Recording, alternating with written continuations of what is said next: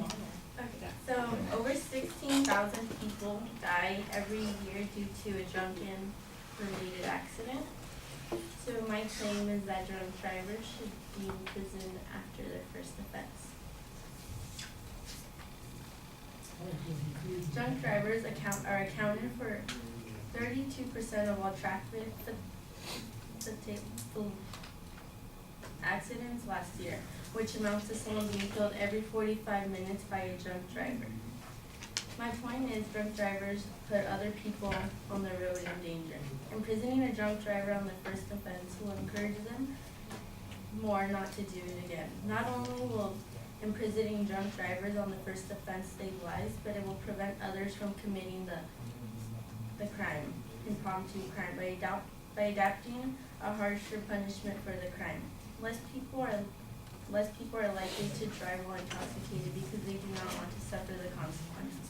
Accordingly, if one person is faced with imprisonment due to drunk driving, they may persuade others that it is simply not worth giving the spontaneous act and to put the car keys away until the alcohol wears off. Therefore, a harsher punishment, such as imprisonment on the first offense, will convince less people to commit the crime, and in return save more lives from the tragedies. If a drunk driver is not in prison on the first offense, then they'll think it's okay to do it again, and they think they'll get another DUI, just another warning, and nothing else is going to happen.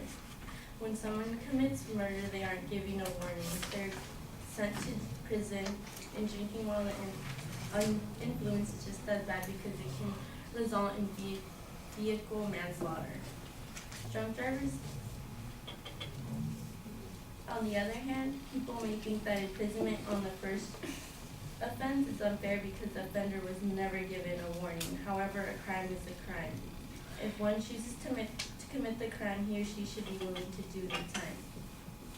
Ignorance of the law is not an acceptable excuse. If a person is willing to put his or her own life in danger as well as everyone else on the road, then he or she deserves to be imprisoned on the first offense.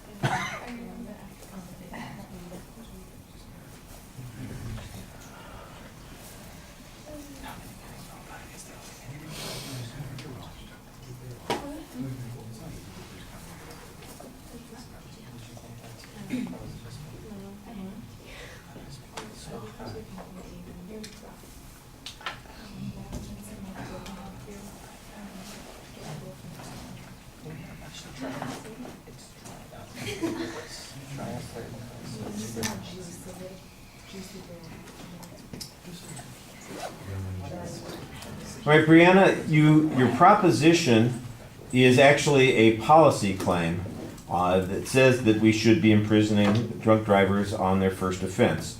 What you need to do is turn it into a claim of fact. So the claim of fact that you would probably pursue here is the argument that imprisoning people on the first offense would substantially reduce drunk driving.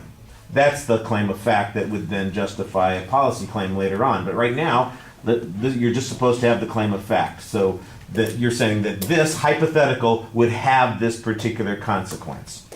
You need to structure the supporting material a little bit more. You've got a lot of ideas that are going around here, but they don't seem to have any particular rhyme or reason or way in which they are building together. I also heard a lot of things that are claims, but I didn't hear much support for them. So, for instance, you said that people would learn, or they would think, or they would be deterred, or they would fear what's going on. And I didn't hear any information that suggested that the size of the penalty, the length of sentence, has ever had any effect on the amount of crime, much less specific to drunk driving.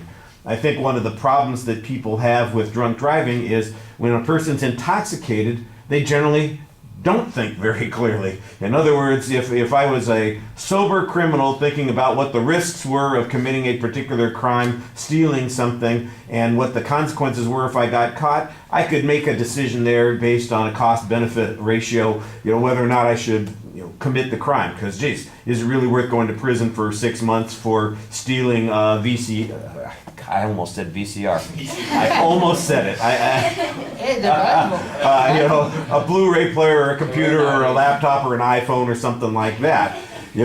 Somebody who's thinking about stealing one of those new iPhones off of a person who's using it, they just walk by, bash in the back of the head and take your iPhone. They're sober. They can think about those consequences. They might be deterred by potential punishment. People who are drunk, they're drunk. They don't think about those kinds of things. And so it just seems to me like you need to have some information that suggests that the amount of penalty does make a difference to people, but especially in this particular case when the people that are committing the crime are not capable of understanding. Now, you make a lot of value claims in the argument too. If you can't do the time, you shouldn't do the crime kind of thing. You got to be a little bit careful about that. You can't use a value argument to support a claim of fact. So your argument really has to focus more on, is there data that shows that the harsher penalties or harsher treatments of drunk drivers actually has some kind of impact? And there is information that shows over the last 20 years, as we have increased fines, like a lot of states you do go to jail if you're arrested for drunk driving. You don't necessarily stay there long, but you have to be, I think in California it's something like you go to jail overnight or something like that. You have to, they do book you and they do lock you up. I don't know how long they keep you, but yeah. It's one of those things where it is mandatory that they take you to jail. They can't just give you a ride home or something like that. And there is stuff that suggests that people, when they know that, have changed their behaviors a little bit. So I think you could look at old statistics and make a comparison and say there have been differences as a result of doing those kinds of things, so that the thing that you're talking about might just seem like it's the next logical step. I think there are a lot of good value arguments to be made on this, but that's not what this particular assignment is. You struggle a little bit with the presentation. I could see that you got to that word fatalities and you just could not say it. So that means that you need to practice a little bit more and figure out how those words are pronounced. All right, thank you.